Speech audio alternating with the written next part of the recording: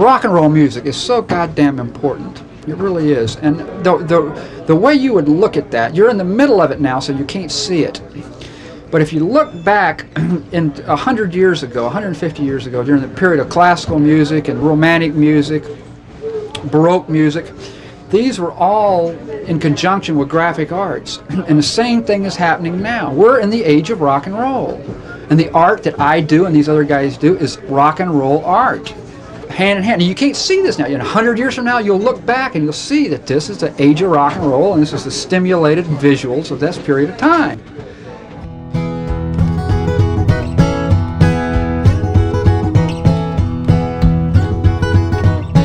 A few years back, I was in a bookstore, and I came across a book called The Art of Modern Rock. I remember being totally blown away. I was working a cushy corporate television job at the time, and I was just about as burned out as I could get. I started getting more and more into the poster movement, and soon I discovered this website called gigposters.com, where close to 20,000 artists were doing and posting rock poster art on their own without the help of corporate money. It was then that I realized that it's actually this huge art movement going on right now in America. So, shortly after, I decided to quit my job and travel across the country interviewing rock poster artists from the different decades to find out how our modern-day movement got so big. I tried for months to get funding for the film, but with no luck. So, at times it was a bit challenging, but somehow it got done. So this is where the story begins. It's the story of how the American rock poster movement was born and how it grew to what we know it as today. Again.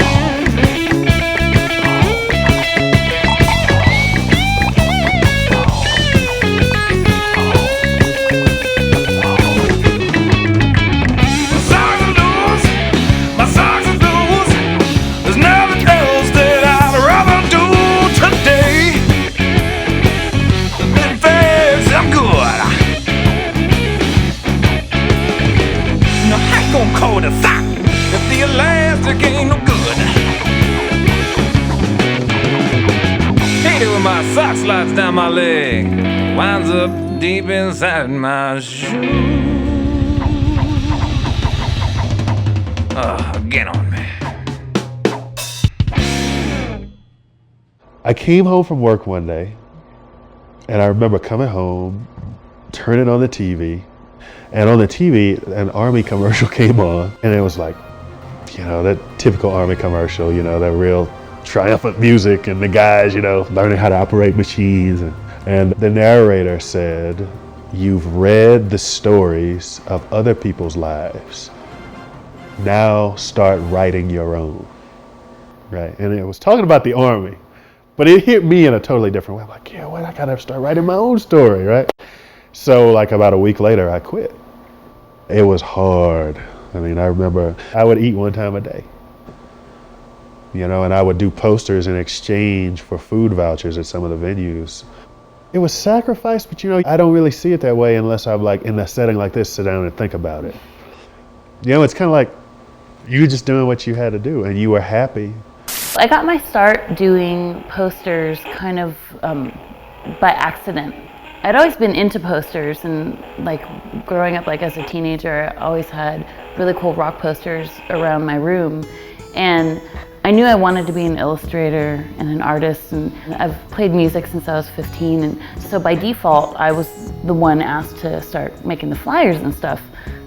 In the beginning, when I started doing posters, I'd bring the posters to the show and I'd ask the band hey, is it cool if I sell my posters, and I'll give you a stack and you can sell them later on. Then you get to see their excitement, oh, rad. I think 99.9% of the time the bands are just so amped about it. Jay and I met in the 90s in the indie rock touring circuit of small bands that very few people care about playing together. My favorite posters are usually the ones that I get to make for my favorite bands. It's more satisfying to have an emotional investment in what you're doing. Either I listen to them all the time or they're good friends of mine and I can't wait to see what's Jason gonna think about this. This is gonna be funny.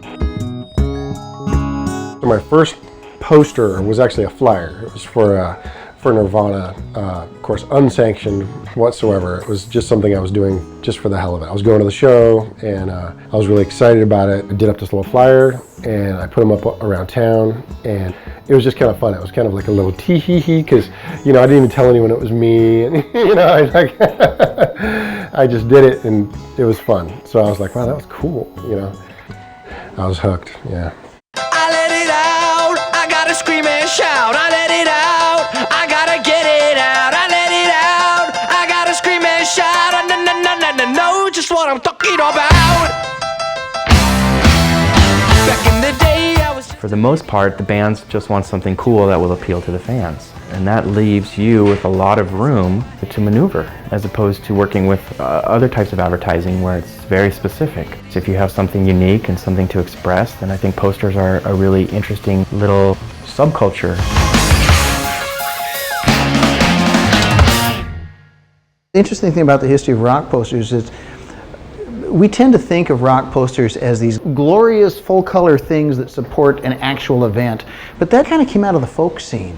Prior to that, what you had were boxing posters. They were also printed to support drag races and rodeos, horse races, wrestling, boxing, and that's what rock and roll postering emerged from.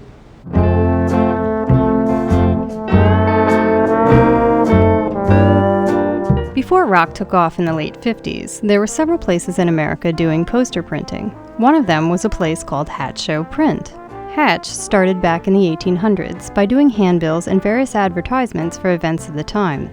They're still around today, doing, among other things, some of the coolest rock posters for the bands of today.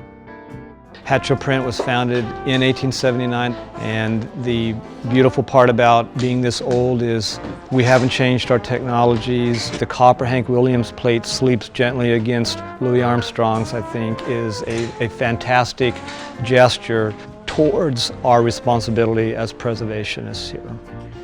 Letterpress is a great American tradition in terms of postering. A lot of the early wanted posters, like you see in the cowboy movies, are done by letterpress. So this is a special process, and people have a personal connection with letterpress. For folks who are unfamiliar with letterpress, it's the simplest of processes. You have a type, it could be an image, it could be a linoleum block. Ink is applied to that surface. It's rolled through a press, and the paper is pressed onto that surface with ink in between, hence the word letterpress. So the letters are literally pressed into the paper. We have an ice cream cone, clown, and most recent block, Huey, the cat, carved by me. We're making postcards. Huey will be on front somehow. Not sure how I want to represent Huey yet.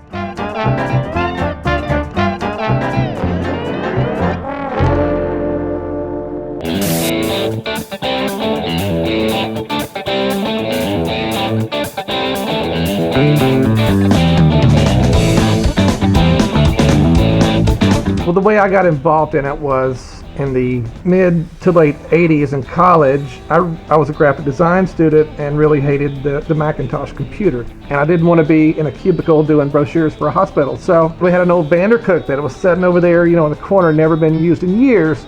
And there was a little box of type under the sink. So I got in there and started playing with it. We kind of got the phone book out and started calling just some local print shops here in town, and we found people that had letterpress and printing equipment, and the letterpress would be scattered everywhere, so we have to go dig it out piece by piece, and have our arms would just be black. We would just be black from head to toe. We always wanted to make a poster that was more of a merchandise thing and reintroduce the poster as a viable thing that bands could sell as merchandise, just like t-shirts and the whole deal. So we were always trying to make it something more precious than just a piece of paper. Getting a letterpress shop together, very difficult. Couldn't be done today because we were able to get this stuff 10 and 12 years ago. There was no demand for it. It was languishing, laying around. But the good stuff, it is so rare and collectible now that, fonts go for over $1,000 a piece for a little font. We probably have over $1 million worth of movable typography in here. Unreal that we built this shop. And if you meet somebody who's been doing it for 10 years, you got to buy them a beer, When I was at school, it was those purple and orange Jimi Hendrix posters. I used to get very confused because I didn't know whether I played the guitar left-handed or right-handed. And I'd buy posters of Jimi Hendrix. Sometimes it was this way round. Sometimes it was this way round because they'd reverse the photograph, The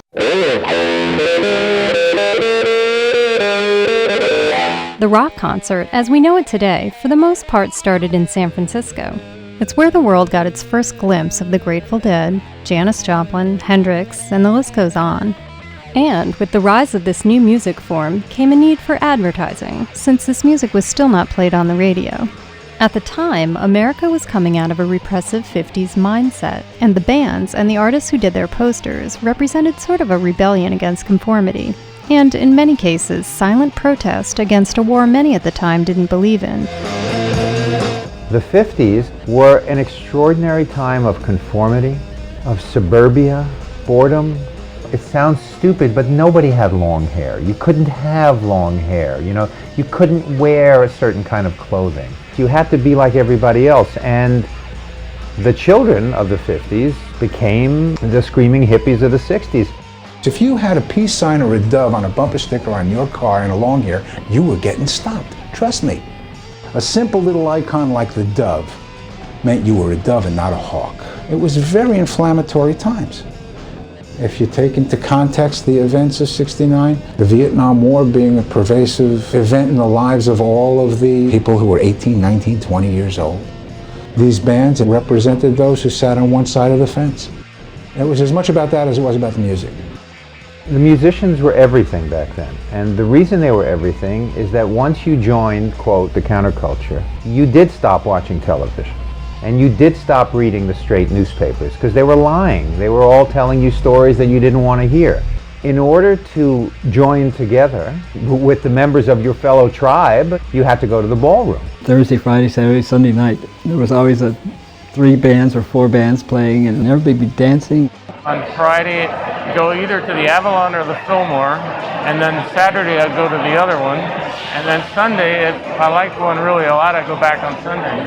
So I'd spend the whole weekend at the concert. 66 would have been when I first went to the Fillmore and Avalon ballrooms. I mean, it was a wonderful place. It was very low-key, and it was a small venue compared to what people know of today. And the sound was wonderful in there. The lighting was wonderful. The bands were wonderful. Can I say it on tape? The dope was great.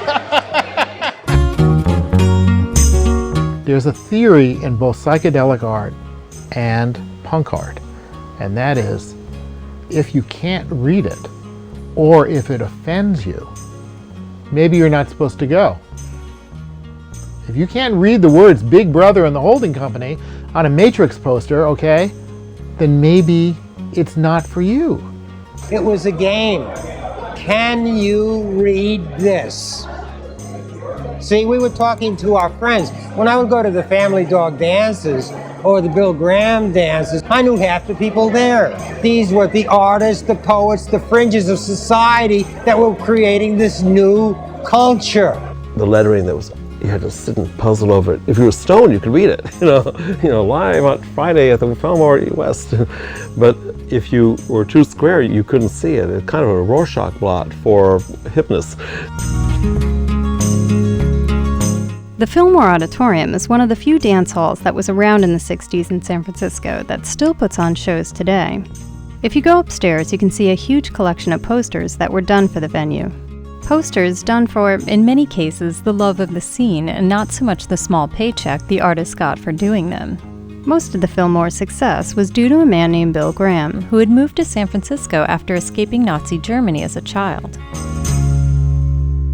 Bill Graham really invented the rock concert, and with Chet Helms and the Family Dog, the two of them were the innovators in putting on these shows, introducing Grateful Dead and Janis Joplin to the world. There were no rules on how to run concerts or how to perform at concerts, and there were the light shows, and some of the musicians would have their backs to the audience for half the show and be watching the light show. And people started going to concerts to discuss the wares of the day. It was escapism, but it was an attempt to express a hope for a better society. The most extraordinary expression of human behavior that I've ever seen. We'll never see that again on that level. The adventurous aspect of the society of that time is extraordinary. At the time, poster art resonated with the public, and it developed a sense of camaraderie between the band, the promoter, and the audience. So that you could reasonably expect that any night at the Fillmore, it's going to be entertaining, perplexing. You could get really, really high. You probably meet some neat chicks or guys. It was a scene. He was promoting a scene. Bill Graham started giving them away at the end of the shows to get people out. The first 500 people out the door got a free poster, and it was to clear the music hall. There was an old black woman in there named Peaches that checked your coat, and she would give you the poster. And when you could only get it when you were leaving after the show, and you got one poster for the next week's show. And that was the first printing poster. And they're incredibly valuable today. Now, Bill Graham would kill me and Peaches if he knew this, but I got to be friends with her, and she used to rat hole them for me. And so if I didn't go for a few weeks, I could go and Peaches would say, "Now, honey, don't you tell Bill, but here's your posters," Well, not only did you get a free poster on your way out, but you could go to like the psychedelic shop or any record store in the Bay Area, and they'd have a stack of them like that on the counter, and you just take half of them, and nobody cared.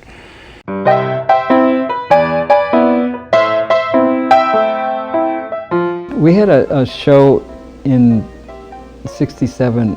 A big gallery asked us to do a show, and it was called The Joint Show. They chose 5 of the artists, and we got labeled the Big Five then. There's a kind of a myth, I feel, of something called the Big Five that came about from The Joint Show, which is Rick Griffin, Mouse, Kelly, Wilson, and Victor Moscoso. And I'm not saying that these are not all extremely important artists on the scene. It's just that there were many important artists on the scene. Their work did define a certain era, and Time magazine would call it the hippie era, but it was like the late 60s, long before it caught on as a national fad, then you'd see it in like Kleenex ads and things, You get on the bus there, this is '66 when the Fillmore and Avalon were first starting. They put the posters for the shows that Wes Wilson designed in the buses, right on the place where the driver is, and they had like a poster board. So you get on the bus and you'd see, the Mind Benders at the Fillmore, what's that all about? If you look at that whole era and the whole feel, the clothing, the music, the art that was coming out of there, his stuff is real flowing. And I think that's why they say he's the grandfather. When I first saw his posters, when I first came to San Francisco, I would see these really powerful posters with this really far out typography that I've never seen before ever. Wes really inspired me. Matter of fact, I still try to do posters like that, and I still haven't been able to pull it off.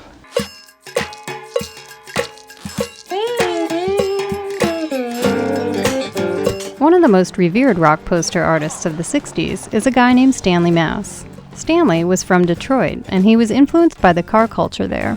By high school, he had become somewhat of a local celebrity by doing airbrush t-shirts at the state fair. Stanley later became known as the guy responsible for designing the Grateful Dead logo, with the skeleton and roses. Between him and his late partner Alton Kelly, it's been said that they quote-unquote painted the face on rock and roll. When I moved to San Francisco, a lot of my friends were moving out there, and I heard there was a lot of good things happening. Actually, it was funny. In Detroit, you could get drive-away cars because they build them there and they want to send them out to the different states. And I called the drive-away place and they said all they had was a hearse. And so I said, perfect. And they said, perfect?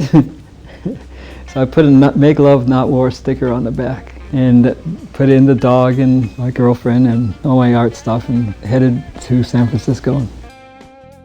Stanley Mouse especially was a great influence on me even before I had gone to San Francisco. The feeling you get from a Mouse poster is just great. Well, it's an atmosphere. The picture that he'd use and the colors, it's that indefinable something that's just, you look at it and wow, yeah.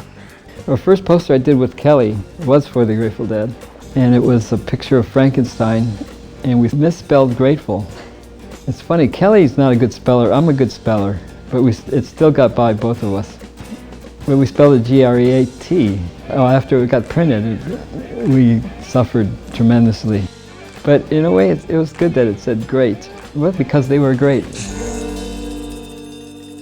I really liked working with Kelly because he had a great layout sense. And because I was airbrushing t-shirts for 8 years, my hand was rock solid. And he was great with layout and interesting ideas. And he was left-handed and I was right-handed, so we could actually sit at our later big, extravagant airbrush pieces for the Grateful Dead. And we'd sit there and we could work out the same board at the same time, like a four-handed monster. We had a job doing a poster for the Grateful Dead, and we kept saying, well, we gotta find something. So we were in the library in the back room where you couldn't check out books, but they had a really rich collection of old poster books and stuff. And in the Rubaiyat of Omar Khayyam, we found this picture of Skeleton and Roses. And we both looked at it and went, that says Grateful Dead all over it. Then the poster came out, and then the Dead used it for their logo. Of the so-called Big Five poster artists from the 60s, 3 are alive today. Rick Griffin sadly isn't, but of all the artists working at that time, his work is still most closely associated with the music scene from that era. Rick was a surfer, and even before he did rock poster art, he had a large following from a cartoon character that he created for Surfer magazine called Murphy. Rick allegedly came to San Francisco from Southern California after seeing the posters done by Mouse and Wes Wilson. And when he arrived, his art instantly connected with the people in the scene. Many people today look back at that era and visualize Rick Griffin's crazy lettering and intricate drawings when they think of the 60s. A lot of people who look at 60s posters or come at it from outside of the poster scene, when they talk about a look that they associate with posters, they're usually talking about a Rick Griffin poster. You know, that stuff with the really kind of drippy lettering and you can't read it, and eyeballs, and whatever they're mentioning is probably from a Rick Griffin poster. And the person from that era that really blew me away and still blows me away is Rick Griffin. I mean, I loved his work. That really over-elaborate style of his, and I mean the way he would combine really intricate psychedelic typography with really cartoony, weird graphics. I would say that's the major influence. There are a lot of modern poster artists who really love and respect Rick Griffin. I think it would be very interesting to ask every single artist you talk to, who is the most influential artist in terms of posters? Well, artists that inspired me, Rick Griffin. Griffin. Well, Rick Griffin is Griffin. Rick Griffin. Definitely Rick Griffin. I consider him the Michelangelo of poster artists. His pen and ink work is fabulous. I don't think there was anybody better. I was thrown out of art school because they told me that I had to stop cartooning, and I refused to stop, so they threw me out. So then after that, I went to San Francisco to collect psychedelic posters. And lo and behold, I wound up doing it. When I was 10 years old, I told my dad I wanted to buy a comic book. He took me to the dime store and gave me 10 cents to go in and buy a comic. And I went in there and I looked over all the selections of comics, and I found this one comic, Mad Comics. And I was very impressed. So I bought this comic and I came back out and I showed my dad, and I was really excited. Dad, look at this comic I got. He looked through it and he said, I don't think so, son. Why don't you take this one back and get a Superman or a Mickey Mouse? You know, a real funny book. I did what I had to do, but I said from that day forward, I too will be an underground cartoonist.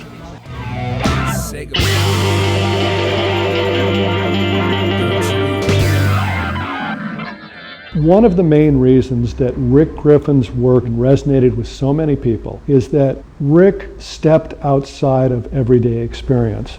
He did things on a two-dimensional surface that do not belong on a piece of paper. You can see him channeling, cosmic forces, God, Jesus, whatever it was, psychedelics, through some unknown entity coming out of his pen and going onto the paper.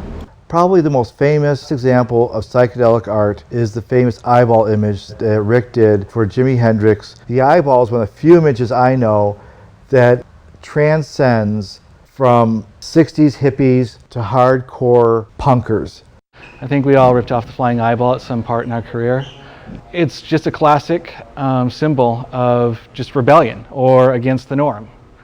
While I was in San Francisco, I stopped at a place called Wolfgang's Vault, which is home to the world's largest collection of 60s rock posters. It's a mind-blowing experience for anyone who's into this stuff. Most of the posters there are now worth far more than any of the artists at the time got paid to do them. We have a lot of people who call us and want us to authenticate their posters. We keep these binders intact. These are basically years of going over and figuring out first printing, second printing, third printing. So here's this flying eyeball in the binders.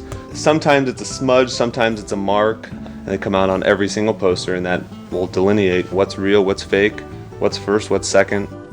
The name Wolfgang's Vault came from Bill Graham's birth name. Bill was born Wolfgang Grzanka and changed it when he came to the States. After Bill Graham died, we bought the assets. The entire archive was in a warehouse, and they were stacked and kept well, but more by coincidence than anything else. He has a first printing in very nice condition, one of the hardest posters to find in good condition. He's got first printing without the blue. He has an off print where, the colors just didn't match up quite right. He's got different shades with missing colors, and then he goes to the second printing. He's got one of those. He's got another second printing. He's got a bootleg copy in here just to show how to differentiate that between a second printing. It's an art. Poster printing is an art.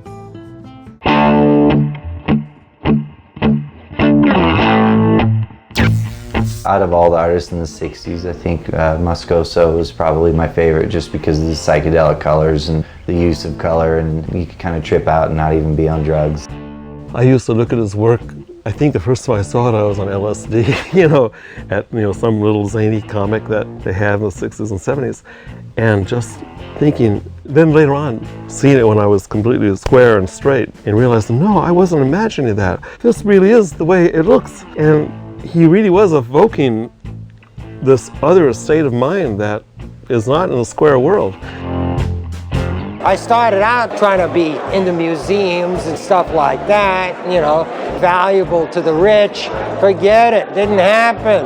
When I dropped out of that and went into popular art to make a living, the Museum of Modern Art in New York came knocking on my door. How about that?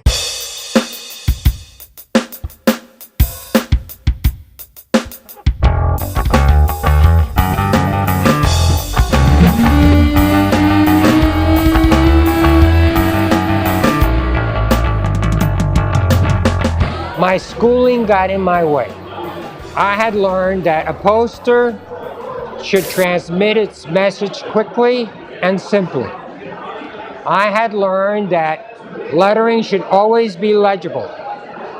I had learned not to use vibrating colors because they're irritating to the eyes. I had learned all the wrong lessons for doing these kinds of posters. So what I did is I turned them upside down, so that lettering became as illegible as possible. A poster should not transmit its message quickly and simply. It should take as long as possible. Use vibrating colors wherever and whenever you can, and irritate the eye as much as possible. That's how you get attention. People from across the street would see this thing pulsing and cross the street. My intention was to grab people from across the street and make them come over to wherever the poster was and look at it. Not only look at it, but try to figure out what it said. Victor was a highly cerebral artist. He could take red, blue, and green, and then when you shine red, blue, and green lights on it, flashing, the thing would move. When the red gel comes over this image, you don't see the red. You only see the blue, and the blue tends to get dark. It reads as a relative black. When the blue gel comes over it, you don't see the blue. You only see the red, which becomes a relative black. A friend of mine had a hallway that was covered with posters and lit with Christmas tree lights, blinking Christmas tree lights. He comes to me and he says, "Hey, Victor, that poster that you did for the Doors, the lady flies." I said, "Really?" The moment he said it, I knew what I had done. I went home, I made a light box. Sure enough, she flew. It was only an accident once. The second time, it's a design.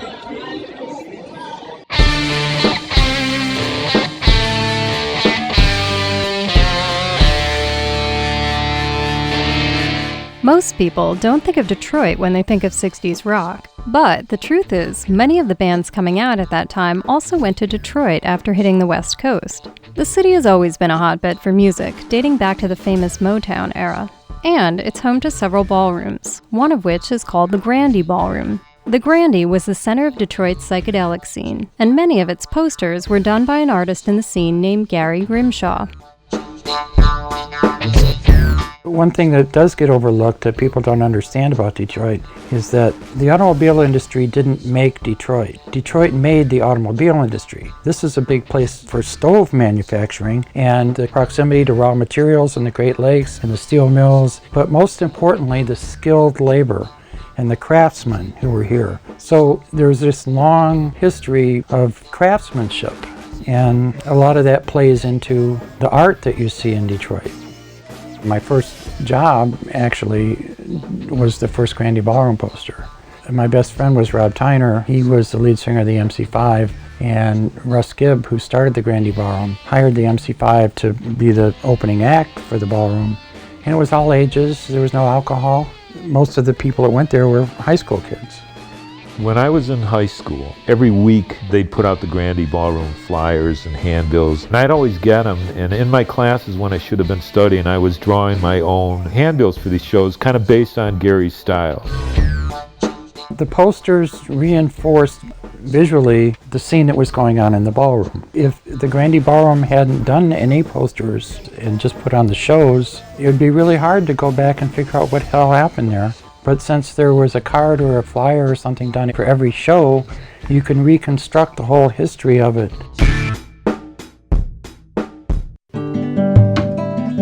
The cultural explosion that happened in America in the 60s only lasted for a few years. It was a time when artists were doing what they did for the love of it, creating scenes based on what they believed in. The scene soon saw its end, and with it died the rock poster art, for a while at least. The scene was like really beautiful, and it was raging on, and we were having these great dance hall concerts, and everybody was dancing every night, and the media picked up on it, and all of a sudden we had our pictures in Life magazine and Look magazine, and here was a San Francisco scene, everywhere. And so all the crazies came from everywhere. And what happened was it was all these destitute kids coming to San Francisco with no money and nowhere to live, and they're just on the street begging, and the heroin moved in, and the scene got dark, and then Martin Luther King got shot, and there was racial strife. Haight Street got dangerous to be on. Bobby Kennedy got killed, and it just got bad. And it dissolved.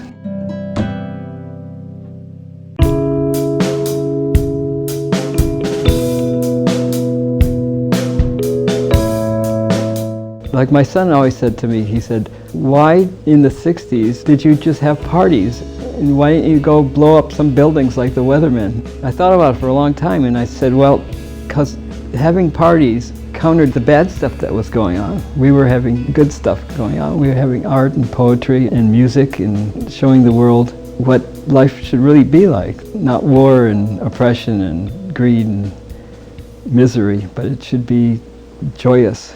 When I lose the point of reference, there's no good or bad, it's all okay. A faded blueprint, a little magic that I saved from younger days. It's not enough to find me, convince me why I should join your side. Prescribed convictions keep us dilated and fixed to conquer and divide. Inclined to pass the time alone, I get so drained talking about what's going on. I was talking with Giesler, I can't remember her first name right now, who owned Postermat out of New York City. It helped Ben get started out here actually in San Francisco. And because she bought a lot of posters back then, she said the poster market collapsed. And I believe it was 1971, she sent back tons and tons of unsold posters that she had. As rock got larger, as bands could play one night in a large venue, make more money they could than playing 4 nights at the Fillmore, the economics became different. What was going on in rock was this cock rock, arena rock, stadium rock, guys playing double neck guitars, wearing spandex, and when they came to town they would have a whole slew of semi-trucks driving in with all their lights and all their equipment, and it just seemed like it wasn't something anyone we knew could do or would want to do. So when we started punk, it was us doing it for ourselves. The rock bands became these giant, enormous, operatic, stadium-sized events. It was like you'd have to have a spaceship to be a musician instead of having a bicycle.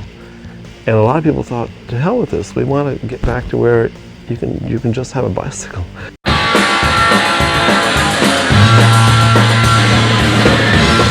I accept your nomination for the presidency of the United States. Well, the media was so ridiculous. It had left everyone behind. The charge has been made that the United States has shipped weapons to Iran as ransom payment for the release of American hostages in Lebanon. Those charges are utterly false, utterly false, utterly false. The media for the first time was being completely invaded by the Reagan right wing. And so any statements that didn't follow that line didn't have a place at all to be expressed. Some of my favorite rock art came out in the 80s. Pretty much everything coming out at that time was flyer art, and almost nothing was in color. But it still represented the music scene at that time, in a way that I think even photographs don't capture. The flyers were the voice of an emerging punk population, dissatisfied with the government, big business, and of course, the corporate co-opting of music itself. We were all fascinated with corporate rule and manipulation and how to counter that.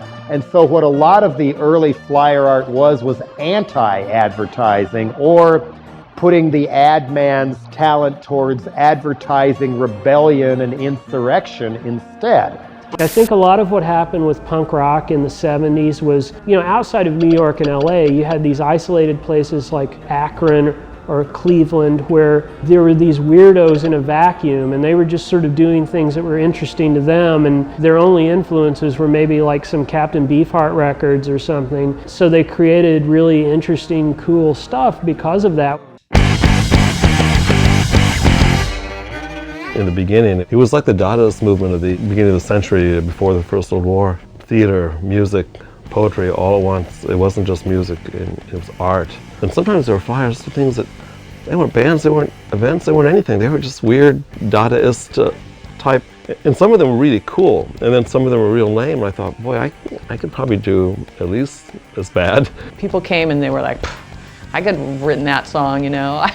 I could play the bass that well. I mean, they're only playing 2 notes, you know. It was just, people really felt like it belonged to us. Everybody I knew was like just doing all this stuff. People were like making music and doing art and like wearing crazy outfits. It was awesome.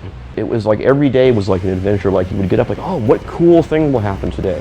It really changed my life because for the first time, I'm not gonna say that I fit in, but like everybody else was just as like not fitting in as me. So together, like we actually had like a community. This all sounds really corny, but we felt like we had a purpose. We felt like we were changing things. We felt like that there was this like weird, crazy future ahead of us. The flyers of the 80s were kind of like the posters of the 60s, done by people in the scene for very little money, and they both essentially served as an invitation for like-minded people to gather for an event. I guess you could say that in this pre-internet era, the flyers were, for lack of a better comparison, the MySpace of the 80s. I was interested in punk rock, and I lived in Tulsa, Oklahoma, where there was just not a lot of punk rock to be found. There were really only 2 ways to get a record. Either a band came through town and they were selling records out of the back of their van, or you read about something to Maximum Rock and Roll, and you sent an envelope with a money order to somewhere, and maybe 2 months later you got a record back. I was talking to a younger guy, somebody in their 20s, about punk rock, and I basically told that same story, and he completely with a straight face said, well, why didn't you look for it on the internet? Well, one thing was no computers and no, often people didn't have telephones if you didn't already have it. You know, if you rent an apartment, it's in someone's name and it's not available for you. You know, we were super broke. We were living on top ramen at the time. We didn't have any money. We all lived in the same apartment. The thing was, you could go to Kinko's or whatever and print up flyers for nothing. I mean, you know, it was like a couple of bucks. You could run off a few hundred flyers, and then you would like either make found art out of stuff you clipped out of magazines or photocopy stuff and glue it all together and then take it to the copy store and run off 50 copies. My first flyer was, oh, let me run out to the convenience store and bought a handful of Bazooka Joe bubble gum and cut it up and taped it all together and went to the Xerox machine and blowed stuff up, moved stuff around, and that was my first flyer. You know, your most pure punk rock flyer on the planet, I guess. Kinko's used to be real easy to rip off because you could just go in there and make 500 copies and be like, oh, I made 6. I mean, don't put that there, because I'll probably get arrested. Sorry, Kinko's. They could declare me on their taxes as a dependent, you know. I've given them so much money, you know, in dimes, you know, at libraries over the years. You would go in, make friends with the guy, and then you would dominate one of the machines that had really good blacks. And you would just camp there for hours making a zine or making a flyer, doing your paste up, and people would be coming up and going, I've got to make this Lost Dog flyer, and you're like, over there. Over there. See the shitty one that you do by hand? It's the mimeograph machine. It works great. I'd go to my library and I learned how to use the Xerox machine, and then started doing all kinds of crazy stuff because the librarians used to always get mad at first, and then they were like, oh yeah, he's the crazy skater kid making his little magazine, and you know, learning all the tricks. You could yank a Xerox paper out while it was coming out, and you could stretch images, and you could move images on the glass and it would distort them. Now here's one of the ones where Trey used to make each sign separately by putting his face on the Xerox machine, but here his eyes are closed, and I'm pretty sure I have one with them open. I used to know all the Xerox machines in every library in the county, and which ones had really good grain, which ones were kind of medium tones, and I'd literally take Xerox at one place and take it over to the other and Xerox it so I could get the exact pattern I want by driving miles around town. There was a brief moment where there was this Dupli-Quick copy place by where I lived, and they had one Xerox machine that would only print blue ink, and one Xerox machine that printed red ink, and one that printed black ink. So I would do a drawing, run it through the blue, run it through the red, and run it through the black, and try to get a few colors. But you had to, make sure the paper was run through exactly precise, and it never was. This is Marcus Leatherdale's skull. His dad was a veterinarian, and he had an X-ray machine, and Marcus stuck his head under there. I'm sure that's not very good. Some of those images are just, they almost represent the band more than old tapes because they're funny and they just have this certain mythology wrapped up into, there's a certain mentality that you can tell about the band by why they would choose to put this weird stuff on their poster. These things were so shocking back then that people would literally attack them. I saw this punk kid walking down the street and he was stapling up posters, and I was working a job where I kind of overlooked the University Ave in Seattle, which were one of the punk areas. And he'd walk down, it was a pink flyer, and he stapled it up with an impact stapler, went to the next one and did another, and he just worked his way down the street, and then, I wonder what that is, and then I saw this crowd of angry people walk about 2 or 3 minutes later, and they go to each poster and somebody would grab it and rip it down and shred it up and throw it in the air, and there'd be applaud, and they go to the next one. And they, it's like this mob following the guy down the street. And it was for a poster for a band called the Dead Kennedys, which at the time was so offensive that it incited violence in viewers. This was a case where Klaus Fluoride actually made the poster for the show, and this photo had been on his bedroom wall, and I saw it and burst out laughing, and he said he had found it at a garage sale. Imagine our surprise when these people resurfaced and sued us for slander. And the only reason they were so angry was a sports writer was assigned to review Dead Kennedys album and knew so little about Dead Kennedys, this picture was printed and identified as Dead Kennedys in a Southern California daily newspaper. And the woman who was saying that she was really upset because she didn't want anybody to know she'd ever had hair like that.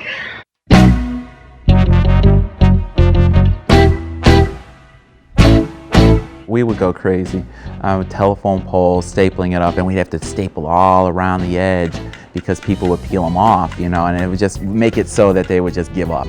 We would go out at night and wheat paste stuff, which was a mess. I had a briefcase filled with pots of wheat paste. You go out in the middle of the night because you don't want to get caught by the cops, and you paste over the wall, stick your flyer up, and then sometimes you paste over it a second time. And if it actually dries before someone comes and takes it down, or if it doesn't rain that night, then your poster will be up there for a long, long time. It got so bad in Seattle with the telephone pole postering that you had layers and layers and layers of staples and thumbtacks and nails and posters, and then it would rain. And then it would turn to paper mache, and it formed these blobs. It was like, they're almost like human figures instead of telephone poles. And it was kind of this white, gray, textured, and it's like, I remember they cut those poles in half and brought them into court, and they showed a cross section, and it was the most amazing. It looked like a fried egg, and the yolk would be the telephone pole, and then this big area that was this big white irregular blob was like layers and layers and layers of poster paper mache. Finally, what happened was that, periodically they tried to get telephone pole posters banned because, one, that they were scary. Two is they were messy, and Seattle's a very tidy town. And thirdly, local business owners got pissed off because they had free advertising on telephone poles, and that ain't right because America hates people who get things for free. In Pittsburgh, Pennsylvania, the first person they threw the book at to make an example out of them for unauthorized postering was a woman who put up a flyer advertising an anti-war protest. And then once they fined her $200 plus a piece for the flyers they tore down, then they really went after the subversives, people who'd lost their pets. The moment America started banning the hanging of flyers was the beginning of the end for the 80s flyer movement.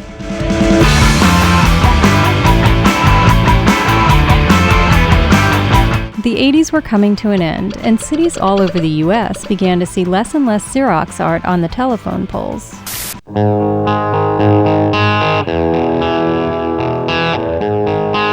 One of the the biggest shifts in rock poster art started happening in the early 90s. American music was shifting from what was once called punk to what was now being labeled grunge. And in the center of Seattle, the so-called birthplace of grunge, was a man named Art Chantry. This is probably worth, you know, $300-400. Art's fingerprint was on just about every grunge band flyer, record album cover, and publication that was coming out at that time. And his quirkiness and incredible sense of irony seemed to resonate with the kids of that era. He was the master of that, you know, the Xerox and on a budget, you know, a very small budget, getting something fabulous out of it. Art Chantry's cut and paste aspect. And, you know, taking the old and found things, reworking and making something new, and that's kind of what we do. I was a fan of Art's work before I knew who the artist was. At first glance, you weren't sure what you were looking at. It looked like several different layers of old posters that had been on a wall for a long time, that part of one had started to come off and something else was pasted over it, and it just had this brand new but old aesthetic. And it was something that maybe anyone could do, like people think they could do, but it was definitely something that was more cerebral. By the way, those little things that hold the CD in there, that's actually called a nibble in the tray. Here, I better get that off the screen and something. Oh, I'm sorry. Saucy. Art Chantry's work is saucy. It's a little out of control. It's cut and paste. It's in your face. It's screw you. It also is, oddly enough, Americana, because he's using, for the most part, newspaper advertisements, magazine advertisements, and cutting them up and basically making you look at them under a different light. This is actually for our seasoned performance artists at COCA, the Center on Contemporary Art, and I took this ad apart. I literally blew it up on a stat camera and cut it all apart. Every tool, every little box, every shape of color, spread it out over my desktop and put it back together with my own text. You know, instead of advertising a tool or a sprocket, it's advertising performance troupe that uses fire or something like that. And then down here I even put a coupon so you could actually, you know, mail in and order things. Not that it worked, but it was just part of the game. You know, I finally got to meet Art. Like years ago, we were doing a thing in, was it Kansas City or St. Louis? St. Louis. I was like, you know, Art, you're one of my heroes. And he was such a crotchety old bastard. He's like, I don't know what the fuck for, you know.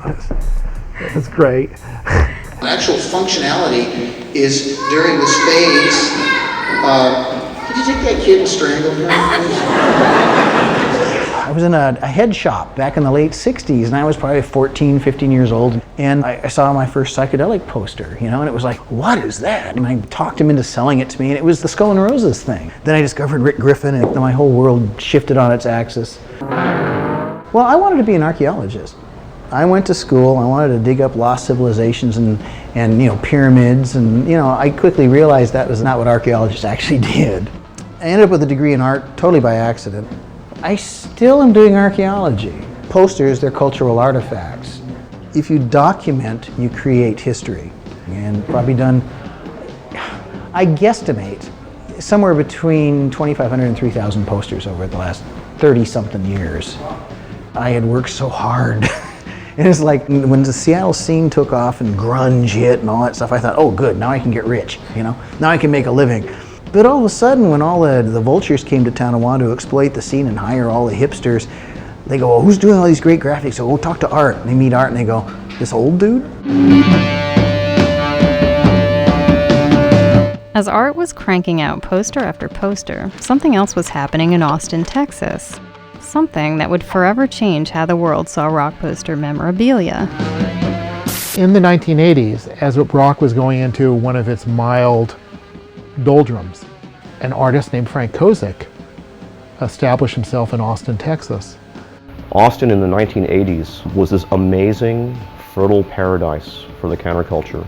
What you had there is you had a massive population of liberal-minded people drawn from a 1,500-mile radius.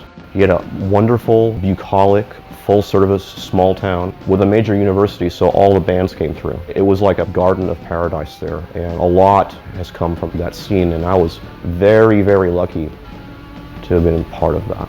I think Frank did start the resurgence, it was especially with the day glow and kind of satirical, psychedelic type stuff. It just exploded. I see Kozick as like the 0 point of all of this. I remember seeing photocopied posters that Frank had done for bands, and that was the first person I saw doing posters for the bands that I liked, you know, posters that weren't like sort of hippie 60s posters.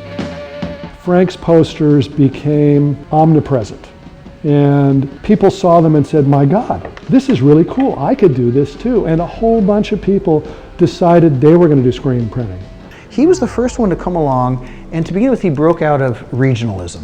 He became national. And then on top of that, he pulled images out of popular culture. He used cartoon figures, classic iconographic images from our own culture, and then he reproduced them in 37 brilliant colors. I remember seeing Kozick's work for the first time and being totally blown away at the fluorescent glory of it all, you know. It definitely kind of had this comics but punk rock vibe. He would put things on posters that nobody would put. You'd look at it and go, when I first saw Frank's work, I just thought, I gotta get a job. They're paying this guy to do this. This is the greatest job ever. Like the first screen printed poster I saw that he did was for a Butthole Surfer show with the little kid with the tab of acid on his tongue, and I couldn't believe that like somebody paid money to have that made, because it was like the kind of stuff that a lot of dudes I know would just do for free, but it was a visual language that kids at that time understood, but it was a clean, neat package. It was like his artwork kind of showed me like you can do exactly what you want to do. Literally, you do whatever you want to do. If people buy it, if people don't buy it, fine. But if people buy it, you know, the possibilities.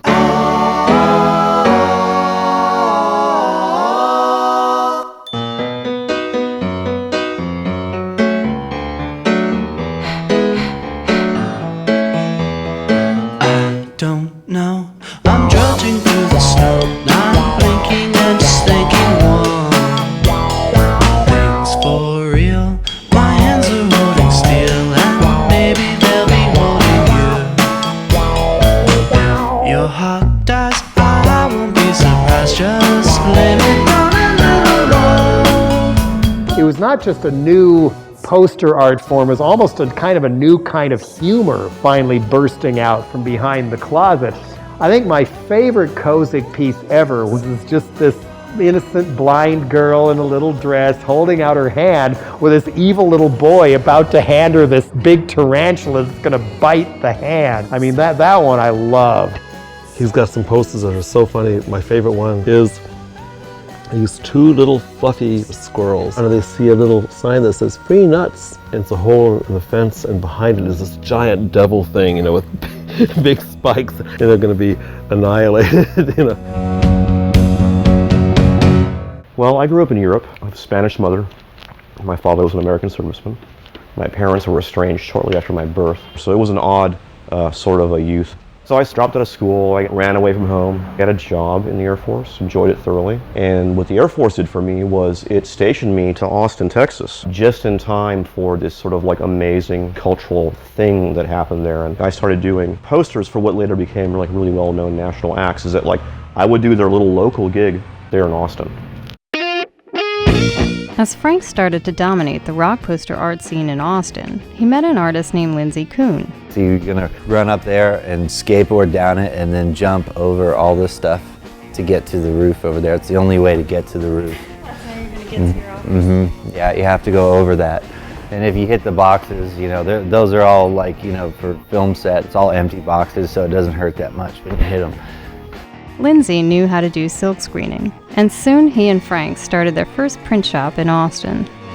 I learned how to print in my garage in high school. I went to a skate contest in Florida and was skating with these dudes from Gainesville, and we went by their house and they printed me, they took my thrift store shirt and printed a design on the back of it, and I just thought that was the coolest thing. And when I got home, I went to the library, got a book, and you know, in Mississippi there's no art stores that sell silkscreen stuff in the 80s, so I actually talked to an art teacher and she gave me a catalog to order this stuff out of, and I started printing in my garage with a little heat light and you know, burning the shirts and just learning how to print, just trial and error. I was at a record show and I was wearing a Butthole Surfer shirt that Frank had drawn, And I met Debbie Jacobson from La Lingerie Gallery. She asked me where I got the shirt because it wasn't a legal shirt. And I was working at a slave labor silkscreen shop. And I went back on Monday after the record show and I said, hey, have you ever heard of a guy named Kozick? And they're like, oh yeah, he's the dude that does all the Butthole Surfers art. And I'm like, real cool.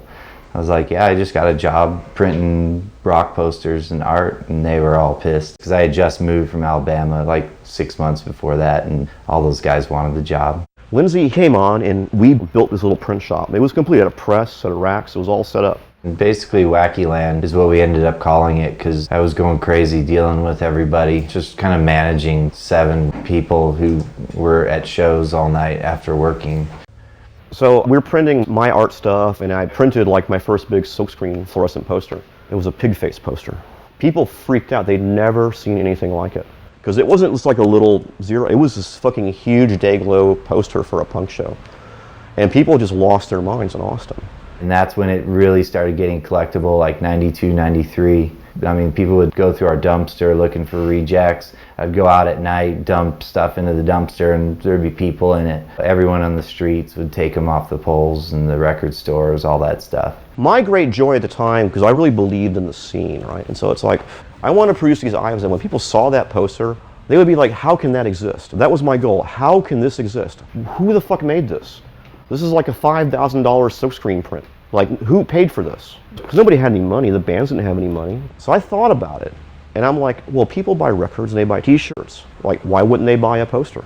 And I made a deal with the bands, like, look, I'll give you a poster that you could never afford to have printed, and you get so many, and then I get to sell so many at this price, and that pays me for printing the poster, and like, I get to eat. And everyone was like, genius idea, let's do it. Suddenly, Frank's posters were appearing everywhere. His huge, colorful silk screens were going out all over the country, and kids were getting a kick out of his subversive sense of humor. His posters looked like they were done by a huge record label, but they weren't. They were done in a small print shop in Texas by 2 or 3 guys. And, oddly enough, they accurately represented the look and the feel of that era, the 90s. The poster that a lot of people feel defines modern poster art, the Kozick Pearl Jam Soundgarden thing. The reason that Green Girl is a quintessential rock poster is because the imagery totally fit the vibe of the times, which was erotic, very organic, and then he puts the tattoos on our body, which is more of that weird, organic kind of feel. And like if you were going to shows in 1992, you know that's what it was about. It was this very intense thing that music was doing. I had gone to a paper goods show the previous weekend, and it was like a one sheet for some like 70s porn film, Inga, with the chick, and I'm like, wow, that chick looks really good. So I just cut her out, glued it on a piece of cardboard, inked in the tattoos. Literally, it took me like half an hour to do that poster. Now, because it's such a great photo, and it's a little ambiguous, like is she like listening in the crowd, is she having an orgasm? It had tattoos, so it was like, ooh, it's kind of cool counterculture vibe going on. And then, of course, those bands went on to become like super famous. It's a little frustrating. A poster that was a throwaway poster for me becomes like the most famous one. Other posters, I was really into the bands, and I had spent like enormous amounts of time, like nobody cares.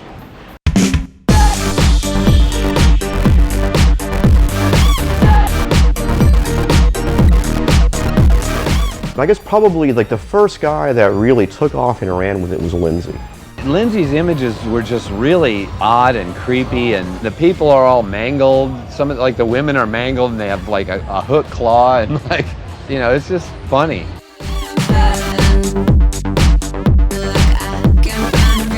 Soon Frank and Lindsay met a guy named Coop.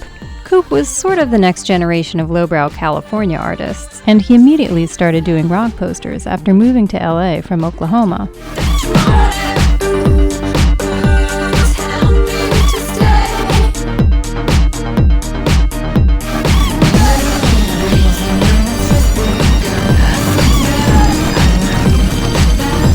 For me, you know, being a teenager at the time, it was like Coop and Kozick. I had a Coop poster. It was the first poster that I ever bought myself, and that was kind of my first introduction to it.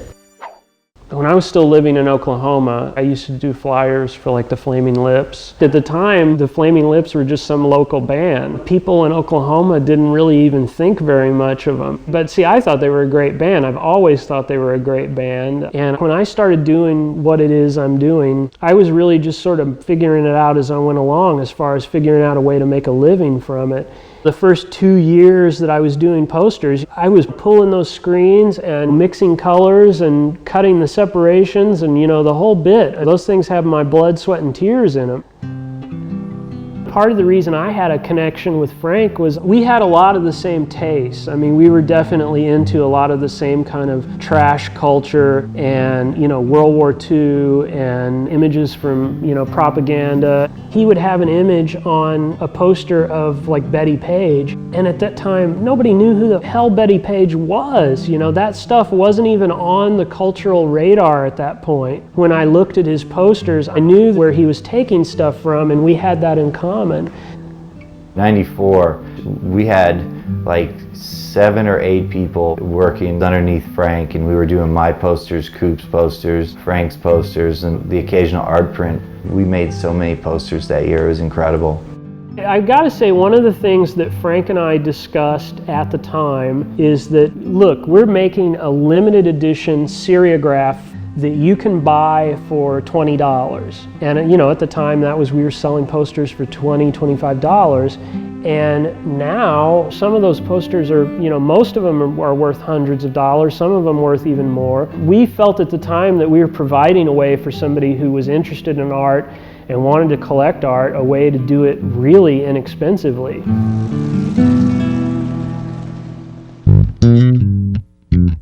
The rock poster revolution was officially on. People around the country started to take note and follow suit. In Detroit, an artist named Mark Arminsky had started doing silkscreens around the same time as Frank. And in Cleveland, an artist named Derek Hess started doing his own sketchy style of rock posters. You know, we went through this whole 70s kind of punk scene where everybody was just doing flyers, but I kind of thought it'd be cool to start doing some color posters again. So I think Kozick was doing right about the same time, for what I understand. But I really wasn't aware of anything that was going on outside of Detroit. Mark Arminsky in Detroit was doing his own thing, which was nice because the other guys were day glow. Mark Arminsky was doing it in a totally different approach. We called it marbleized, that's what we named it, but when you silk screen the flood bar, it lays a layer of ink down, then the squeegee comes and pushes it to the screen and prints it. We would take this thing called a dauber that we made, and really it was a toilet paper roll on a big piece of cardboard, and we would paint all this ink over it and hit the screen with it, and it would print this unique pattern. This is kind of what marbling is. See how this is painted? Everyone would be different, and so everyone, the background is different on it. But that's what marbleizing is.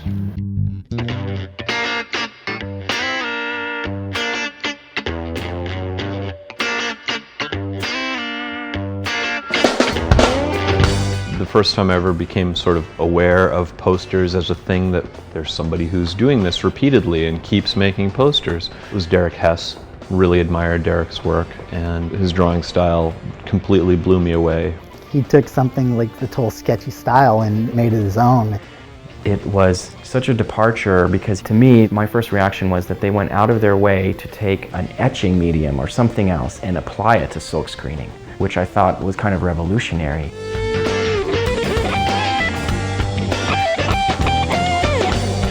I had moved back to Cleveland from Detroit, and I immediately started working at the Euclid Tavern, and they complained all the time about how certain nights were not doing well. And I was always complaining about certain bands skipping our market, and eventually they were like, well, you book them here. So I quickly had to learn. But once they found out that Cleveland was willing to do off nights, my voicemail would just fill up.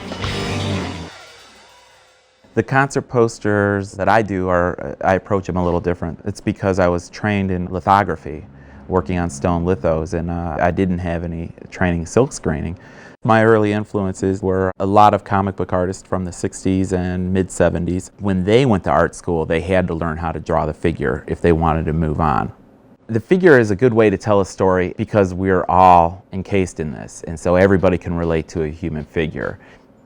At the time, the only real access in this genre worldwide was like the art rock catalog. Like towards the back of the catalog, that would be like this new stuff, you know, and it would be like Mark Arminsky. So that's where I first saw Justin Hampton.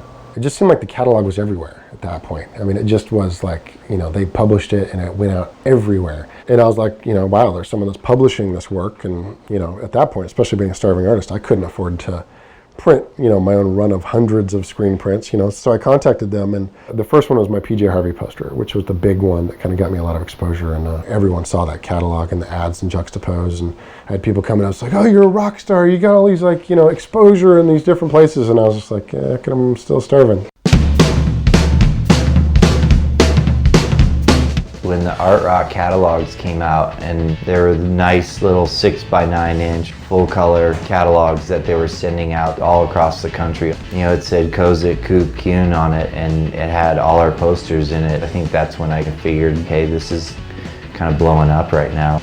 One look was all it took, and everything was said, my darling. One look was all it took, and you were in my head, my darling. I stood like an open book, waiting to be read, my darling. One look was all it took, and you were in my head, my darling. It's something so surreal, the stupid way you make me feel. When everything is said and done, somehow you are still the one.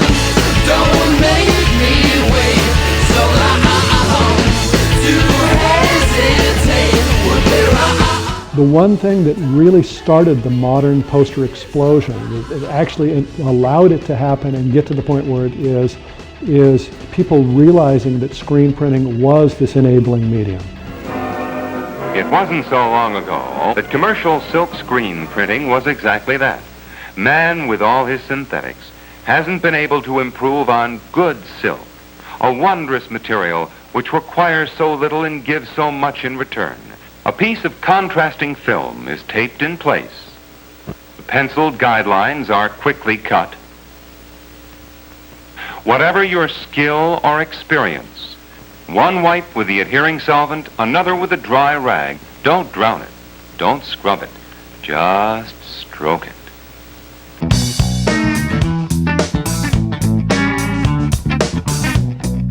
I learned how to screen print through a little speedball screen printing kit my grandmother bought me. It's one of the first things we did is me and my buddy bootlegged Metallica shirts for us and our friends. The speedball screen printing kit, compared to what we use now, is pretty funny. The squeegee isn't quite a squeegee, it's almost like something you'll wipe your windows off with. The screens were really loose, but it really taught me kind of what methods were available to me. Anybody can go out right now to an art supply store, buy a speedball kit, and you can make a one-color screen print on your kitchen table. The screen printing is of vital importance to the current poster scene.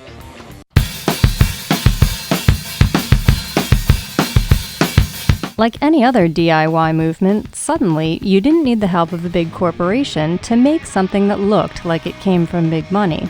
Many artists were printing work in their own basement. However, when the demands of creating the art and printing it yourself became too much, many turned to diesel fuel prints, who started printing work for Frank, as well as many of the poster artists doing it today.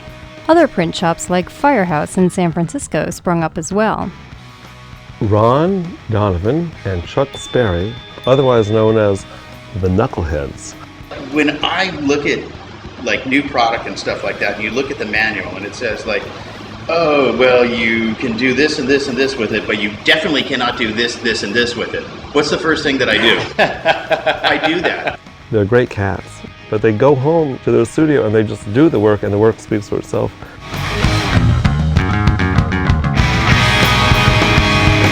I met Firehouse at the San Francisco Rock Art Revival and talked to them a little bit, and they're like, yeah, you know, anytime you want to come to the shop, hang out and check out the printing process. So I was like, right on, you know, I'm gonna go to Firehouse and see what they do. This rack is so funny, we built it for like $100. And then we rebuilt it October 17th at 1:10 p.m. So I set up a day when I go down there and meet them, and so I go up the stairs, and I'm like expecting to see like all this insane equipment. I'm like, oh my God, there's gonna be this crazy equipment. I'm gonna be so excited, and all this stuff I've never seen before. And these guys are, you know, international screen print superstars and all that. And I go up there, their printing press was a freaking door with jiffy hinges screwed to it.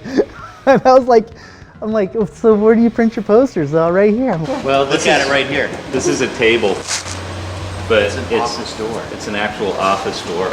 Yeah, you got like, you print all these amazing posters on this door, an old door. You see, it's still got a little hole for the door handle in there. Really, that is when I was like, wow, you know, these guys are great.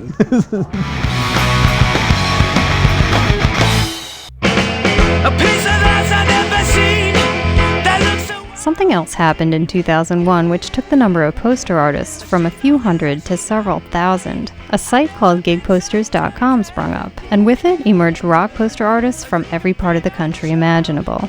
Posters were now being used not so much for advertising, but more as a fine art collector's item.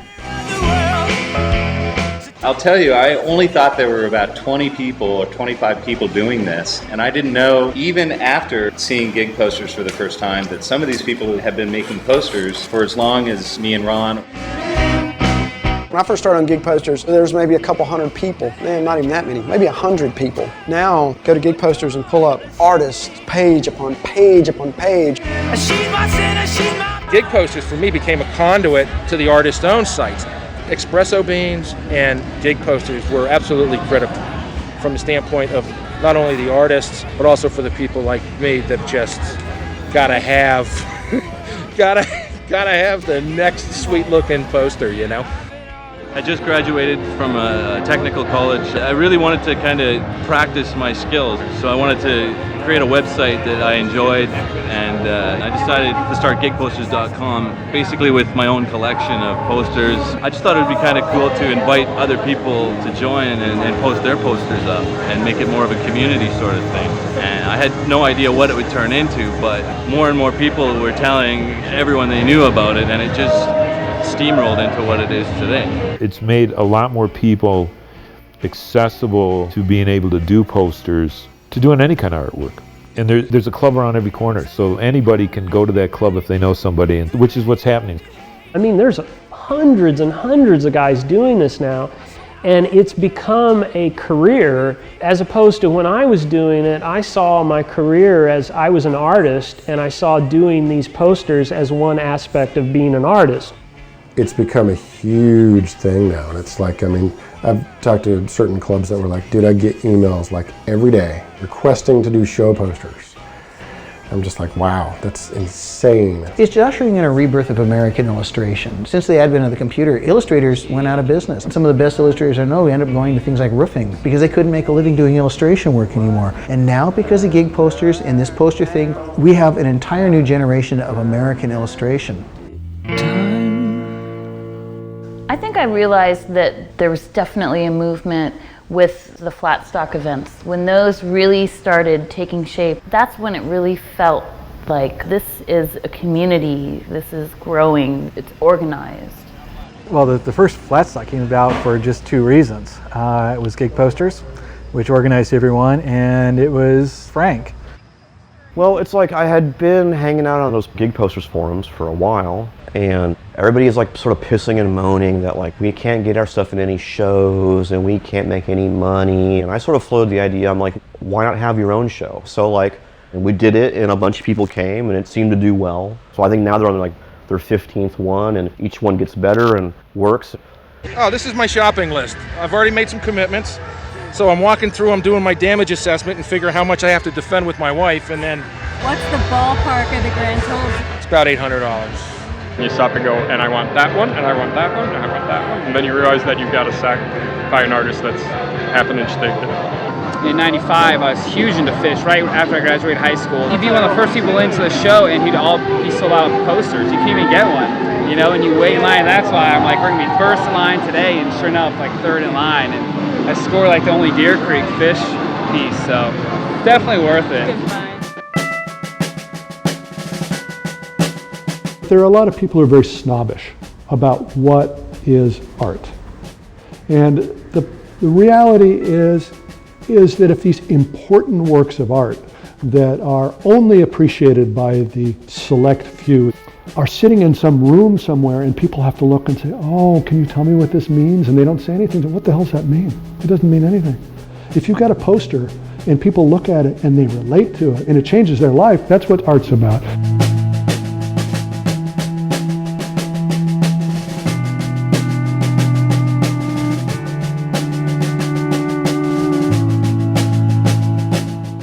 Actually, I brought some vintage 78 posters because 78's the year we got married. See, like this is one I was searching for. I was helping a friend move. He had a bunch of these that he'd ripped off the wall. I mean, it's all beat up. No collector would want this. But you know, this one's kind of cool. It's got like a BB shot, and then I got Chuck to sign it, and he put darn shooting. I don't really like the term lowbrow. It's like, I don't know, there's nothing really low about it. It's awesome. Well, I don't understand what lowbrow art is either. I guess to the general public what it means is you're into things like, you know, hot rods and pinup art and tattooing and what would be considered low culture. But, you know, I just consider that it's pop art. I mean, it's all part of popular culture, and I see what I'm doing as just sort of an extension of that. How long were you waiting today to get through again? It's been at least an hour now, at least. And what are you picking up today? Which one? I don't know if there'll be anything left by the time I get up there. I approach my work as if it was fine art. I want to make something cool that's going to be worthy of hanging in a home, even if some of them do get used for their original intended purposes, to be stapled up somewhere, to be taped to the lobby of the venue. If you look at other misunderstood genres of art, I think the measure of success maybe is not that establishment of the industry, but the fan base, the grassroots people. It's going to be the people that grew up with you at that same level that are influenced by your art.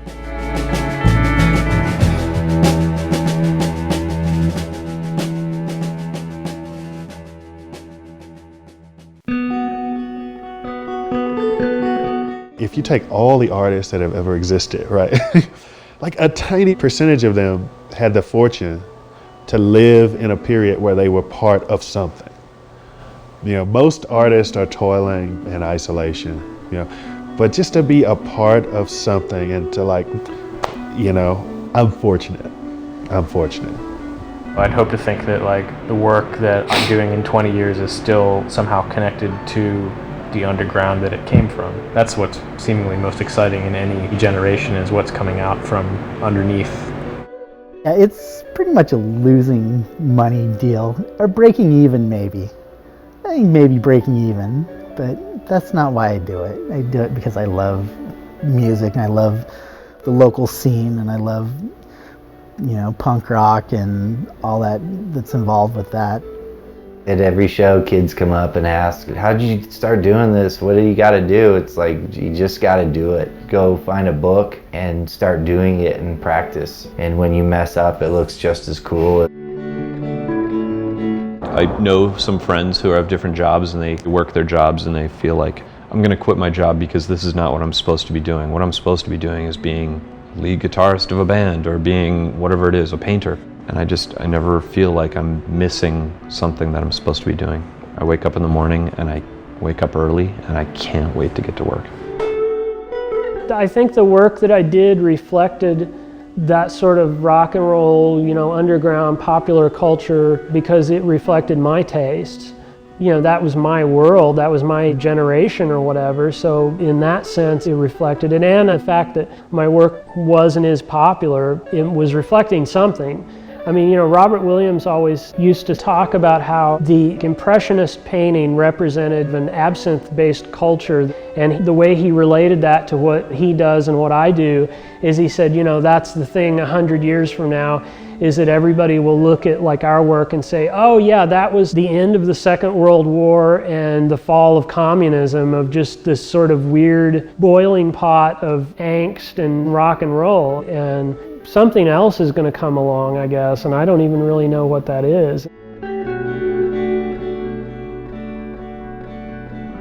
By this time, I had run out of money. It was time to get back to a paying job and figure out how to get this thing finished.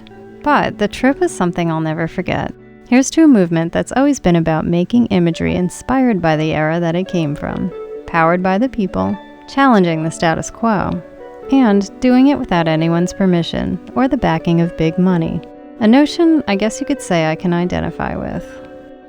No matter how good you are, like nobody cares. Like no one's gonna like come to your house and go, oh, by the way, the world suddenly realized that you're like an amazing artist and like a genius and like a wonderful person, and we're basically gonna fund all your endeavors for the rest of your life, and you don't even have to actually perform. Like that's never gonna happen to anybody.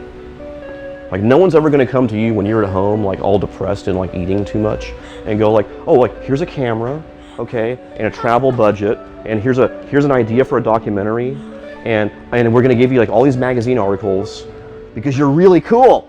Like it's not gonna happen, right? You gotta kind of have to do that stuff for yourself, right? It only exists if you yourself create it. I'm hoping that I can remain connected to what we have in the scene. And you're not going to always.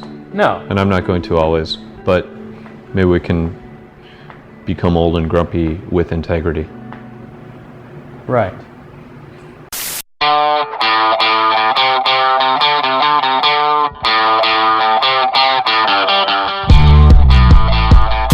Ten 9876 54321 0. Blast off. Go. Go. Okay, are my eyeballs on straight? My name is Matt Daly. I'm a professional screen printer. And What's your happiest poster-related moment? I would like to hear that. Knowing you? Yeah. Nobody's buying that sap. Called the agent for Shudder to Think and wanted to ask her if there's, hey, that was Lucy making a cameo. Cut, put it on the editing floor. Let me stick my finger up my nose. What were you like as a kid? What kind of things were you into? Can we just move on? Yep. Okay, yeah, I'm like freaking out. All right. I'm twitching. I'm like, I know. I'm like wiggly. Hello. I'm a wiggly worm. Can I do that more? I think I'm gonna do that some more. That's like the 4th time I've done it. My advice for any young artist starting out in rock posters, don't do it. Get a real job. Get something that's gonna pay the bills. Yeah, no, let's not show that. And, you know, hopefully bring a fresh vibe to the scene. Fresh vibe. I said fresh vibe. To me, all of my posters are like the most obvious thing ever. It's like, how can you not look at like, you know, the Flintstones and not think about them like all each other on the sly and cheating with, you know, Betty's off and licking Wilma's when they're at work. You know, how can you not think those things? I think them. I liked to see the process, the imperfections, and what? I'm sorry, I'm so boring. I'm just tired of your shit. I wound up doing some artwork for an organization called, it was a volunteer thing. Yeah. Take 2. The oddest job before I was a poster guy. I worked in a florist for about 4 months. Building scale models of Payless shoe stores. Oh, I worked in the school lunchroom in high school. That fucking sucked. Worst job before being a poster artist. Man, it has to be that place sucked. It's horrible. And I quit when I swept out a rat head under the, that was the worst job. That was the worst job ever. No, actually it was the snapping turtle on the back of somebody's van. Yeah, it went. I was loading somebody's groceries and the guy was just like, watch out, that thing will take your finger off. He was going to go home and he was going to eat it. He had ran over it with his car and it was crushed, but it was still alive. And I was like, this is it, I'm finished.